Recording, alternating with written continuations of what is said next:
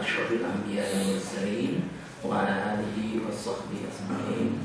Asyhadu an la ilaha illallah wa asyhadu anna Muhammadar Rasulullah. Bapak Ibu sekalian, ini mungkin tampilan ke-6 ya, ke-6 untuk kita al-hikam kalangan as-sakandari Al-Qa'ilah. Tapi namun demikian mudah-mudahan ini urut ya, tidak urut karena sebabnya masalahnya biar utuh gitu ya. Yang ke-6 ini kita bicara mengenai apa namanya doa yang maunya setiap manusia itu, mungkin Bapak Ibu itu ingin cepat-cepat doa itu terkabul dan sesuai dengan isi doa. Nah, ini kalau dilihat dari pengalaman kesufian menurut Al-Qa'ilah itu bagaimana? Sering-sering ada orang yang menggerutu kalau orang itu berdoa, lalu kok tidak sesuai dengan isi doa. Dan kedua adalah kok nggak cepat-cepat dikabulkan. Nah, ini kalau Al-Qa'ilah lalu memberikan renungan buat kita semua. Bismillahirrahmanirrahim. La yakun ta'akhuru amadil i'ta'i ma'al ilhahi fit du'a'i mujiban liyaksika bahwa dhamina lakala ijabata fima yahtaru laka la fima tahtaru linafsika wa bil waqti alladhi yuridu la bil waqti alladhi turidu. Ini kan yang ini apa namanya ya, semua setiap kata ini saya coba yang konteks apa itu namanya penerjemahan yang pas itu dan begitu. Saya tidak membacanya ini pokoknya itu referensi saja. Tapi terjemahan lengkapnya ini saya gara-gara tambahan saya itu. Gara-gara lambat batas waktu karunia Tuhanmu, yang sementara itu engkau tidak jemu-jemunya memohon karunia-Nya. Jadi datangnya karunia itu lambat, tapi kita dermimil dungo terus itu. Sedangkan kamu tidak jemu-jemunya terus-menerus dungo ada gitu. Jangan menjadi alasan engkau putus harapan pada dirimu.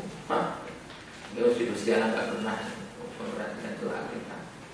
Sudah usah ngomong. Karena apa? Mungkin dalam tanda petik kurang sabar. Kalau menurut Al-Qa'ilah ini kurang menghayati tentang bagaimana proses doa. Sebab Dia Allah telah menjaminmu, domina menjaminmu akan mengabulkan permohonan-permohonanmu yang proses pengabulan itu sendiri untukmu itu sesuai dengan pilihannya. Nah ini yang sering tidak tersadari itu. Jadi kalau kita milih A, tahu-tahu yang keluar itu memang begitu kok. Jadi yang diberikan itu walaupun mintanya itu A, menurut perhitungan Allah itu B lebih tepat. Bukan sesuai dengan pilihanmu. Demikian juga waktu pengabulan dari permohonan juga menurut pilihannya. Jadi saya tidak punya duit, ya Allah, bilang hanya sekarang juga. Waktunya sekarang. Nah, bagaimana? Di sini sebutkan bukan waktu yang engkau inginkan. Itu kan mau. Nah, Gusti Allah itu maunya ada sendiri ya. Pertimbangan sendiri.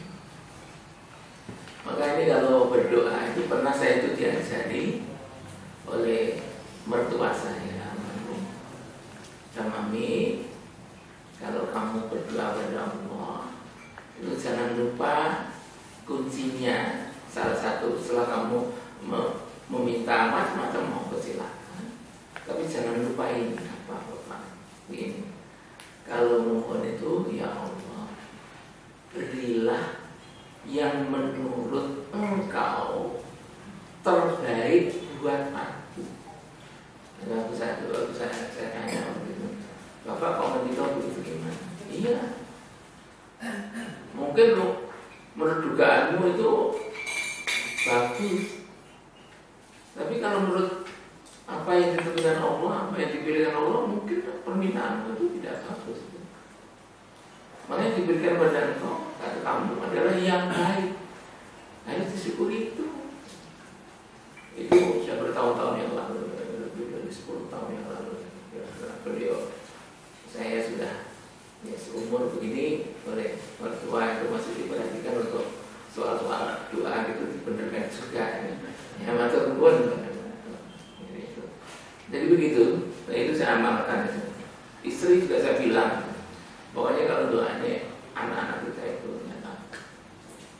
ya Allah, tentu makin besar anak-anak ini, kita berdua tidak bisa mengendalikan lagi. Kalau sudah keluar rumah, kita tidak tahu.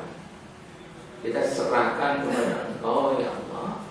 Hanya pilihkan yang terbaik menurut ukuranmu, bukan ukuran kami berdua. Itu kita selalu kita amalkan Bapak setelah sholat itu. Tentu saja kalau apa itu namanya pilihan Gusti Allah kan insya Allah tidak pernah cacat kan begitu. Maksudnya terbaik lah begitu ya. Dan memang anak ini kan hanya titipan dari Gusti Allah, kan bukan milik kita mutlak ya Bapak. Ada orang berfilsafat, anak itu atau setiap kelahiran itu berarti muncul aku baru, kesadaran aku baru, letaknya dalam batang tubuh bayi itu. Jadi kadang-kadang bapaknya halus, warnanya kasar, kadang-kadang nggak bisa disalahkan. Iki keturunannya sopo tuh dia.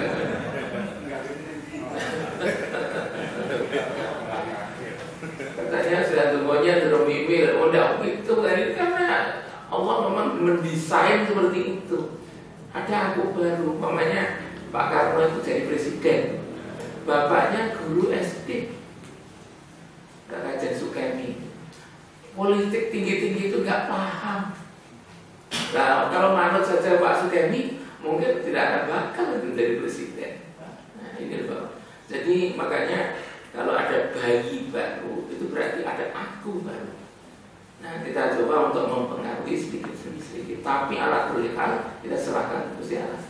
Ya Allah, mudah-mudahan anak-anak ini pilihkan yang terbaik bagi mereka. Sebab mereka itu mempunyai amanah kehidupan sendiri. Saya dan Nyonya juga punya amanah kehidupan sendiri. Ada bapak yang kira-kira bapaknya presiden, ibunya presiden, anaknya berentet presiden hebat semua. Enggak. Kalau kerajaan ada itu Sultan Agung itu hebat luar biasa. Tetapi anaknya yang namanya Amangkurat I seneng kaum putri,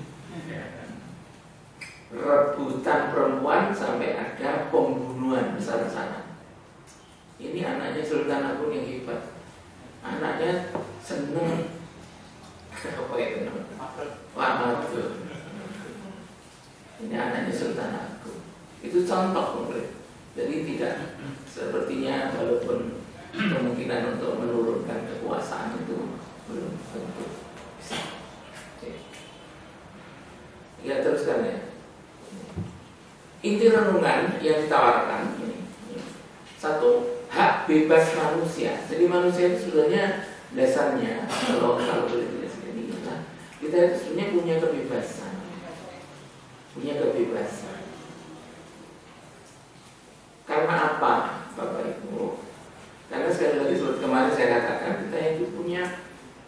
pikiran, punya perasaan.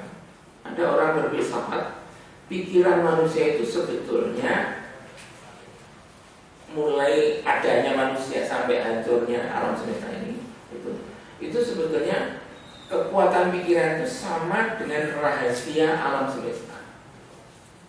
Jadi kalau manusia itu memikirkan alam semesta, dicomoti satu persatu digali gitu, lalu timbul ilmu gitu.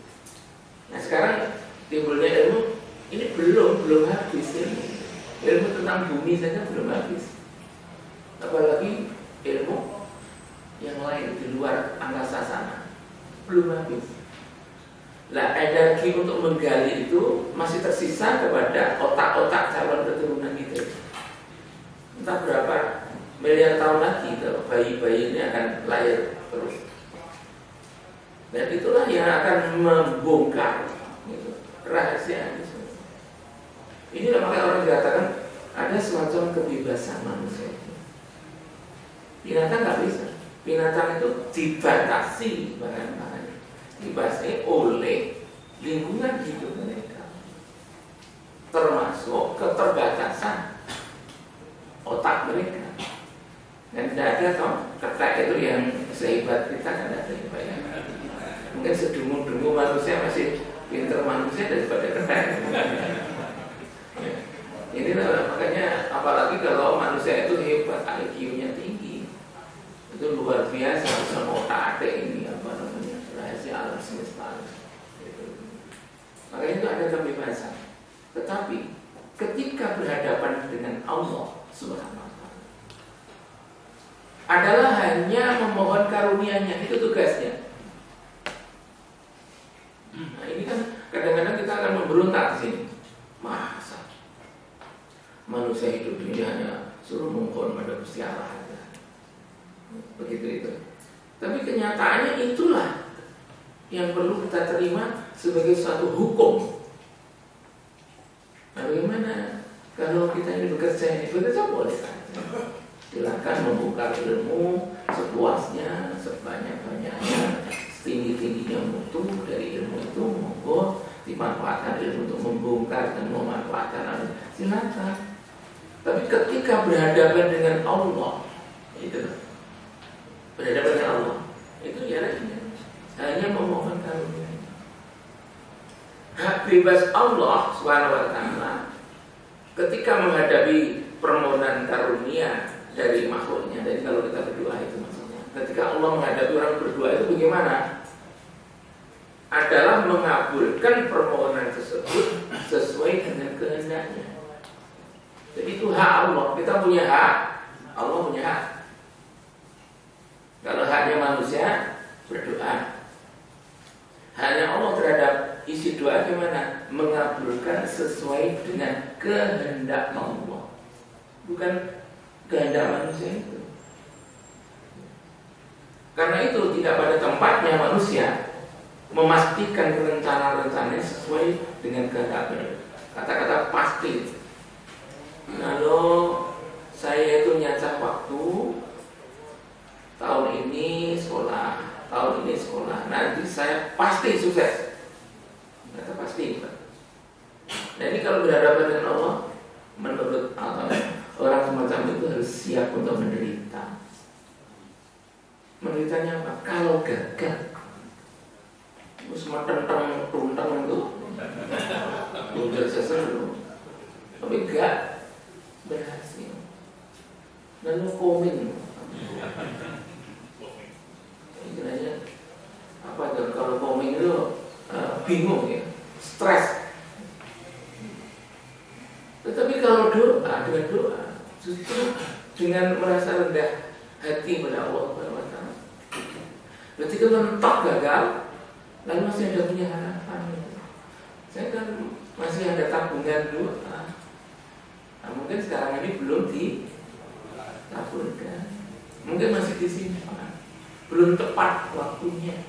Mungkin diperkirakan Allah kalau diberikan, kalau sekarang mungkin saya akan macam-macam. Tapi nanti satu saat kalau sudah tepat, Allah memberikan pas waktunya. Kalau dalam bahasa Jawanya tumbuh oleh tumbuh. Kadang-kadang kalau kita ini dalam kondisi normal begini, nyuwun, jadi bapak-bapak, ibu-ibu sekarang banyak uangnya. Ya Allah masih rizqohu atau rizqona, masih rizqona. Diluaskan rezeki kita. Bapak masih punya duit banyak.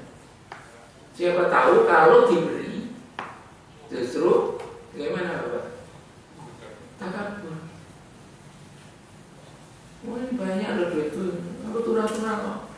Ini piye ya? Waktu belum ingin tambah, minta gua wasi rizqona. Luaskan. Masa dikai malah duit tuh malah umum. Aneh. Nah inilah ya. Nah mungkin akhirnya apa? Jangan dibeli sekarang udah mami itu. Ini pun kayak itu. Pedita-pediti. Maki, pedita-pediti kementerian besar kepala. Terus apa lagi? Arogan. Macam-macam itu ya. Sekarang nggak tahan. Nanti pas suatu saat nggak punya duit, tak piuri. Itu loh Bapak. Dan di sini ini sering-sering renungan begini ini mungkin kadang-kadang terlepas dari kita. Mana sering-sering kalau doa ini, iya tak berjalan nih. Terus jawab lo, momen udah kayak ilo, orang mudun, marah-marah. Yang di sini nggak seperti itu. Acapnya pada Allah yang seperti itu. Mungkin pun Tuhan punya rencana sendiri. Dan rencana itu akan diberikan pada saatnya. Perhitungan manusia mungkin masih lemah. Kalau cepat sekali Bapak ini. Kemudian yang kedua, karena Allah Subhanahu Wa Taala menjamin akan mengabulkan doa hambanya, maka ketika seseorang berdoa sebaiknya memilih isi doa yang proporsional. Ya Allah, ya Rabbi, ya Karim, saya sekarang sudah punya kendaraan bermotor, seperti saya itu saya pakai. Mudah-mudahan tahun depan saya bisa naik pesawat uang angkasa. Ini gimana begini? Ini doa apa ini? Ini doa namanya tidak proporsional. Misalnya lalu anaknya masih kecil, masih SD, ya Allah, mudah-mudahan nanti menantu saya profesor doktor. Gimana itu terlalu meloncat. Kalau doa itu yang profesionalnya. Kalau misalnya tadi, ya Allah, mudah-mudahan sepetak tanah itu pada panen ini dibagi panen yang bagus.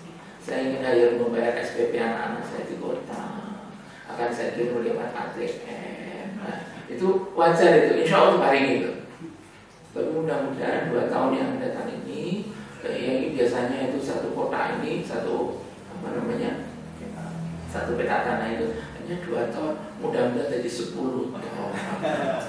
Ya akhirnya ya seperti nggak mungkin itu diberi. Dari 2 tahun Pak meloncat 10 ton. Nah kalau 2 ton setengah, nah itu betul. Tambahnya itu mestinya ya landai itu. Masa tandanya buku ini. Inilah yang masih katakan ini renungan ini apa? Ya doa itu yang proporsional, sesuai dengan kira kondisi. Dari kelompok menengah, kalau doa ya bolehlah kelompok menengah. Kalau kelompok bawah ya untuk sementara kelompok bawah dulu munggah sedikit.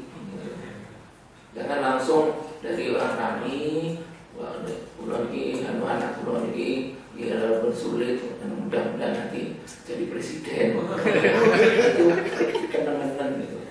Jadi nanti sekolahnya dulu, mudah-mudahan sekolah saya lancar, minimal ya saya perguruan tinggi lah. Kalau sudah itu nanti saya akan doa lagi, ya Allah, anak seperti itu, begitu. Nah kalau memang otaknya cerdas dan memang daya kepemimpinan tinggi, doakan. Kelihatannya ada bakat, ya Allah, amin. Mudah-mudahan saya dukung dengan doaku. Mohon pada engkau anak saya itu menjadi anggota DPR. Begitu. Nah, seperti bukan asal berdoa. Dipilihkan isi doa yang diduga keras oleh Allah Subhanahu wa taala ridho terhadap isi doa tersebut. Lalu lebih-lebih ini Pak. Ini yang kedua.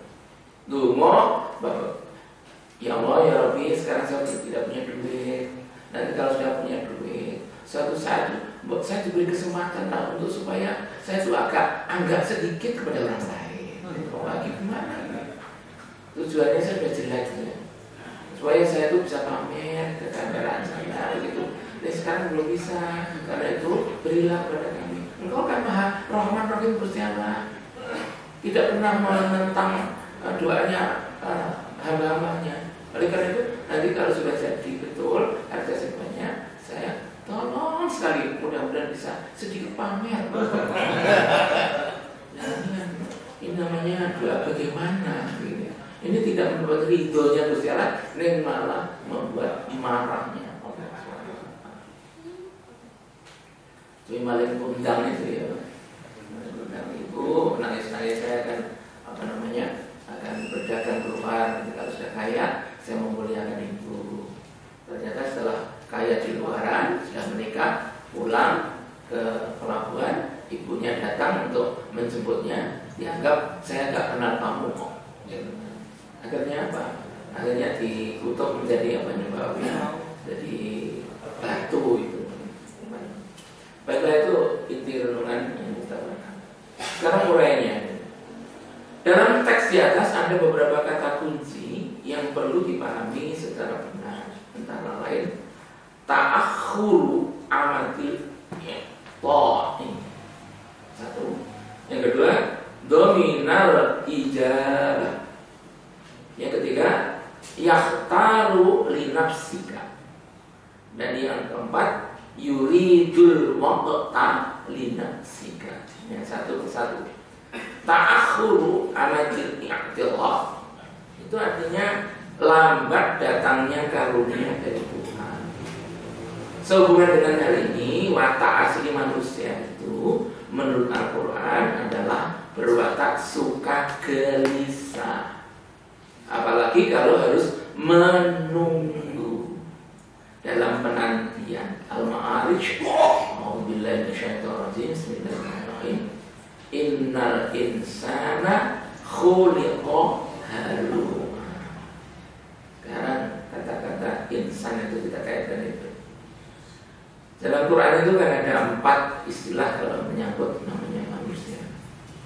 Pertama, basyarun. Basyar.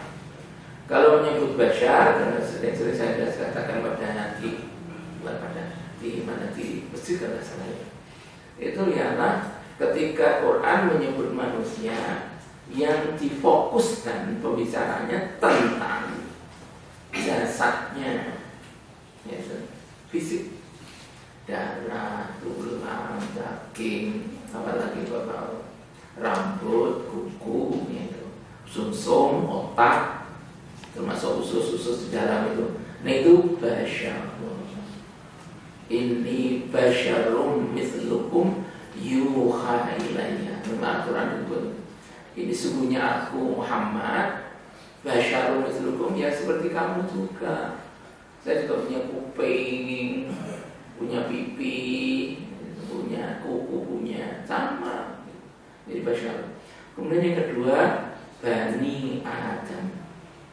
Bani Adam itu adalah keturunan Adam.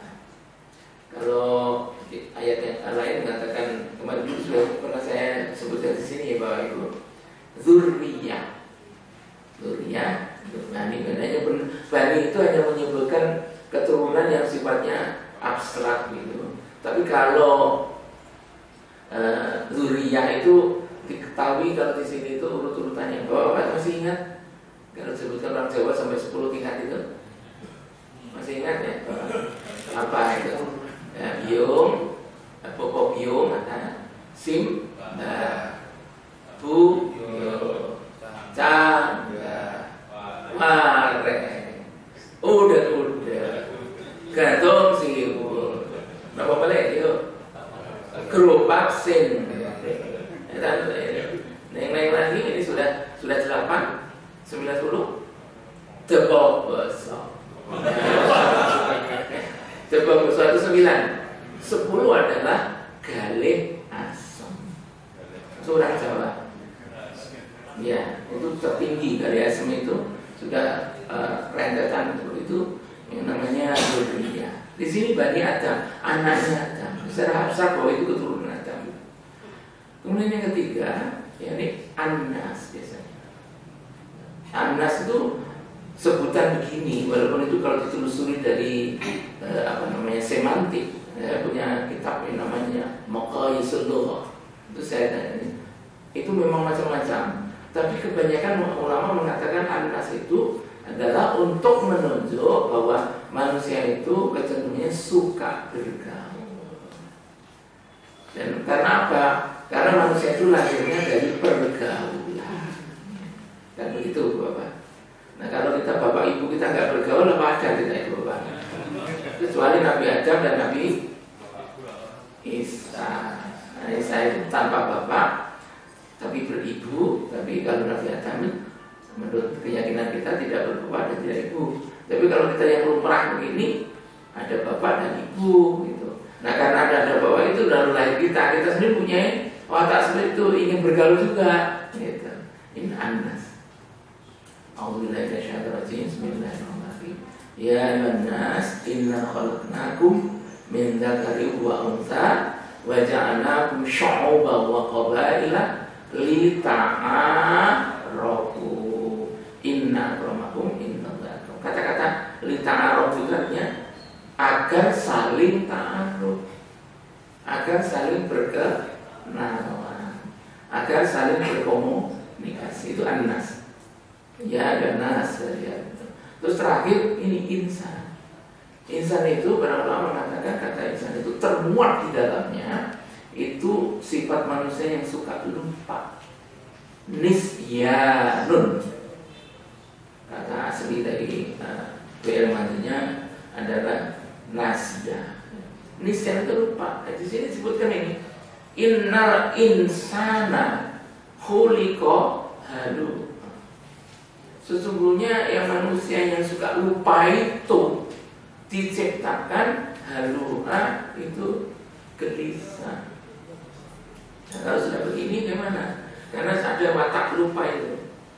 Ya kadang-kadang kenceng ya kalau ayatnya masih ingat, hadis masih ingat, awalnya sehat gitu ya. Itu gelisah itu masih jalan ya. Tapi nanti kalau sudah ayat Al-Qur'annya betul remeng-remeng, kemudian hadis Nabi juga remeng-remeng, badannya agak sakit meriang. Nah ini halu'ah muncul, gelisah. Apalagi menanti yang disenangi gitu ya. Apalagi ya. Ini jam 9 atau kos-kos gitu. Serius mana? Apalagi kalau itu bapak sedang akan itu Isya Bobol itu loh Pak. Wah itu keluarga putrinya itu tengah-tengah itu jam 09.00 harusnya sudah datang, 9:04 belum datang. Mau tamu sudah belum. Wah itu kan tengah-tengah itu. Wah itu gelisah betul. Gimana ya? Tapi kalau sekarang ada HP yang tidak apa-apa sekarang. Kalau dulu bisa semaput betul gitu. Ini serius mana tau gini? Terus dia nenek kita kok orang toko-toko. Nah ini ya yang suka lupa ini. Jadi makanya nanti ini saya berikan kurung ini ada lupa. Ini supaya insan itu masalahnya. Ya. Nah kalau sudah gelisah itu apa? Suka gelisah ini jawabnya melebar. Melebarnya apa? Yaitu jika tidak mendapat keberuntungan dalam Quran asyar, kalau menjadi mengeluh kesah. Idza massahu syarru zazua. Jadi secara garis besar itu gelisah. Lalu teknisnya apa? Jadi kalau dapat ketidakberuntungan itu keluh kesah. Ini saya beri contoh misalnya, saya sakit. Sakit itu memang godaan yang saya sendiri, makanya kalau kita menjenguk orang sakit itu, masya Allah, saya nggak ada istighfar gitu. istighfar, astagfirullah. Itu mulai ulama, mulai guru besar, mulai ilmuwan, mulai penceramah agama biasa, mulai orang biasa, sampai anak-anak itu hampir rata kalau sudah sakit mesti tidak terkontrol keluhan sakit sekali, semua sakit, semua mulai ini kepala pusing, di sini tuh kan, di sini ini. Beberapa yang lalu saya tidak menyebutkan itu, beliau itu priantun, saya doakan itu ya Allah ya, kok begini ya, beliau itu kaya, saya sudah keren, tidak teman saya suatu saat sakit, ketika saya tanya pada ini kepala ini pusing, di sini tuh ini tuh, terus sampai apa kalau menurut saya gitu, menurut saya itu ke belakang pipis itu hanya setengah jam sekali itu. Nah, kemarin saya lihat ke sana itu masih ya, tenggorok agar inginnya ini apa minum, tapi begitu minum di sini tuh sakit di sini itu sakit sekali Pak. Ya begini aja Pak. Memang kalau nyari sakit itu memang begitu. Nah inilah ya mengeluh sakit ini. Mungkin kalau kita masih sehat begini, mungkin masih bisa ya nyala orang. Saya sabar loh. Nyari kamu banyak, buat dirasanya juga dengan kita orang. Sebenarnya bahaya. Omong karo apa jenenge ora dirasani ya padha wae. Kalau nek ngomong nanti terus apa sembuh itu ya lain soal. Kowe ngomong ya kalau sakit, meneng ya sakit. Lebih baik meneng. Itu kita kalau sedang sehat. Tapi kalau kita sakit, nah ini gelisah itu, halua itu, dikatakan apa? Gampang lupa. Seorang profesor lupa, ulama besar lupa, orang apa itu kaya raya lupa, jadi ketua RT lupa. Kenapa? Mengeluh. Nah maka kita nanti siap-siap loh bapak-bapak, siap-siap loh ini saya hanya menceritakan di anak toilet ini itu. Kalau sakit kau ingat itu, maka halua akan masuk ke jazur.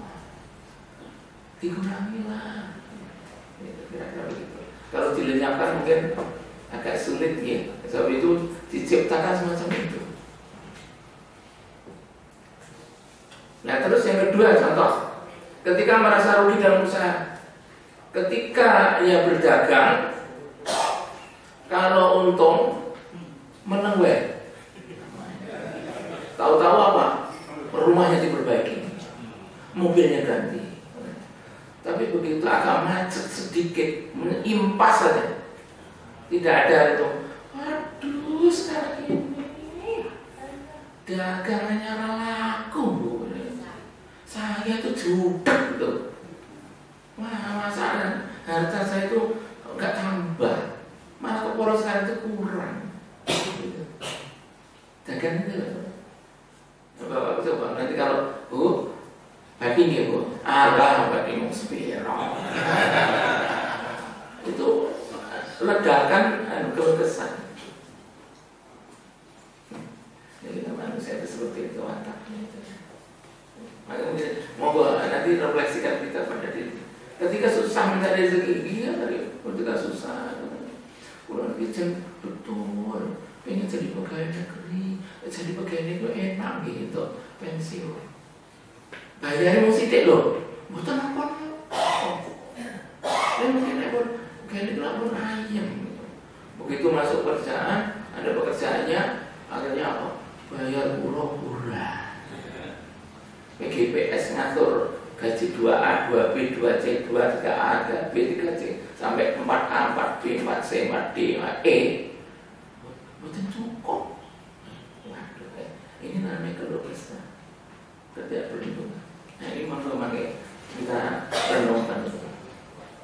Ketika rasa gelisah dan keluh kesah mulai merayap pada diri seorang, maka maunya ingin segera atau cepat hilang apa-apa yang menyebabkan gelisah dan keluh kesah itu.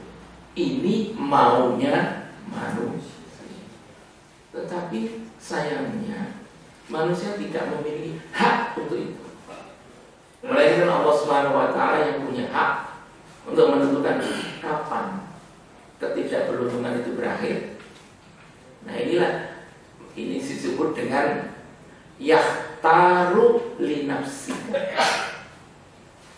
Allah yang memilih yang tepat untukmu itu kapan akan dikurangi ketidakberuntungan. Misalnya ketidakberuntungannya sekian ya Bapak Ibu, kita copot sedikit saja itu semene. Nah kapan ini? Tidak seluruhnya plong itu semua enggak. Mungkin dikurangi sedikit-sedikit ketidakberuntungan. Kapan ini? Kemudian yang kedua, yakni berapa banyak ketidakberuntungannya akan diambil oleh Allah. Nah ini kewalik ya. Kalau kapan itu yuridul waqta linafsika. Tapi kalau berapa banyak keberuntungan itu yahtaru linafsika. Ini masih agak terbalik Bapak. Ini urusannya. Nanti Bapak nanti Bapak Ibu melihat. Ya. Hadis itu. Jadi ini hak Allah bukan hak manusia.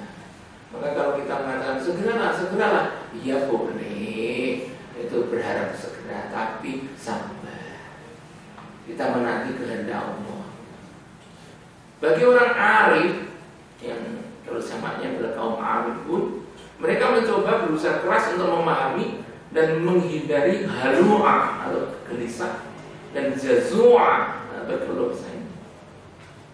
Kita ini bukan arif. Nah, kita itu alim. Kita itu tahu. Tetapi kalau arif itu bukan sekedar tahu. Tahu plus itu arif. Makanya di kalangan sufi istilahnya bukan alim, tapi arif. Makanya makrifah. Jadi mengetahui Tuhan itu bukan dengan ilm atau ilm. Gitu. Kalau dalam bahasa Tausan namanya irfani. Gitu. Ilmunya itu bukan ilmiyun, tetapi irfan. Gitu.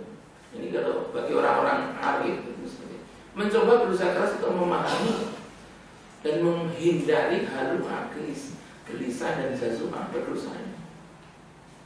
Memang kalau dilihat dari sudut pandang biologis atau kejahatan, rasa sakit misalnya yang menyebabkan nyeri itu yang mungkin sampai ke kemanjangan. Dari sudut kejiwaan misalnya, rasa sakit tersebut menyebabkan keterkenaan mental. Contoh misalnya kalau orang sakit tidak banyak apa-apa terbayang. Makan enak, sakit, apalagi sakit dalam, nemen. Terus di sana makan enak, makan, nopo ibu, kalau minum es jus apokat, nah, apa gitu? Tidak, di depan mau, nah, kalau sudah begitu tertekan, ada menurut ancaman. Ini kalau sudah sakit begini, satu langkah lagi mati. Inilah yang sering-sering kalau kita dalam kondisi sehat ini lupa perenungan begitu, merasa terancam dan sebagainya.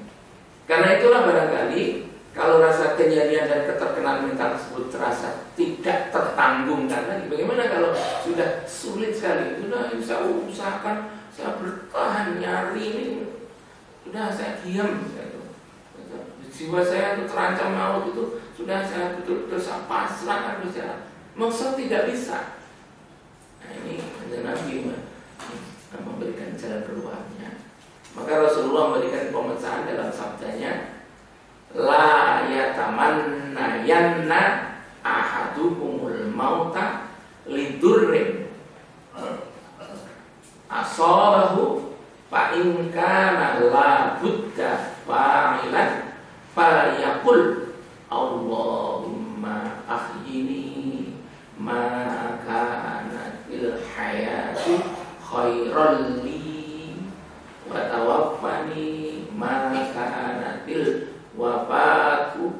khairan li. Nah, di sini sebut kurang L itu kan niku makanan til apa tuh al itu ya. Di sini kurang itu apa huruf L kurang di antara itu apostrof itu diberi L itu al wafatu. Hadis riwayat Bukhari. Janganlah seseorang di antaramu yang menginginkan mati karena ditimpa musibah. Seandainya terpaksa mau tak mau akan berbuat seperti itu, ingin mati itu, maka hendaknya sebelum keinginan itu terjadi berdoa, ya Allah, lanjutkan umurku ini jika memang menurut ukuranmu. Nah ini sekali lagi, menurut ukuranmu, bukan menurut ukuran kita.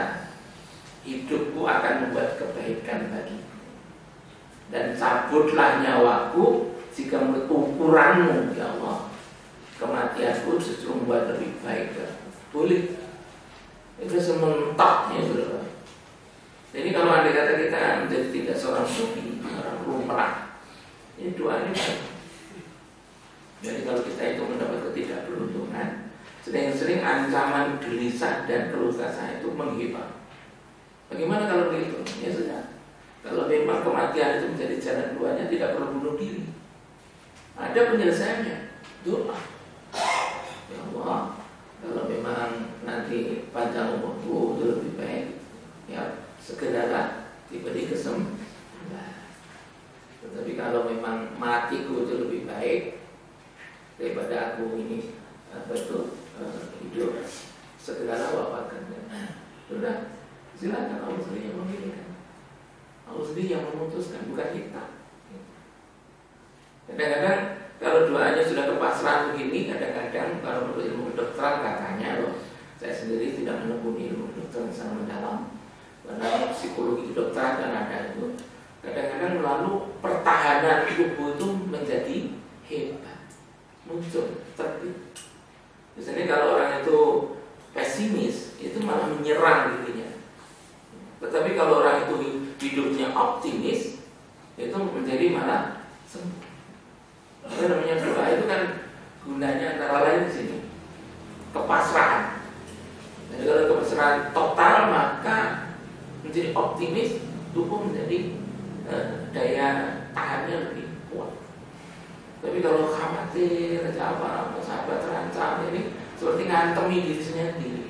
Jadi memperlemah pertahanan. Jadi yang pernah saya tanyakan teman-teman kedokteran, ada seorang teman sekarang jadi guru besar di UNS itu, profesor dokter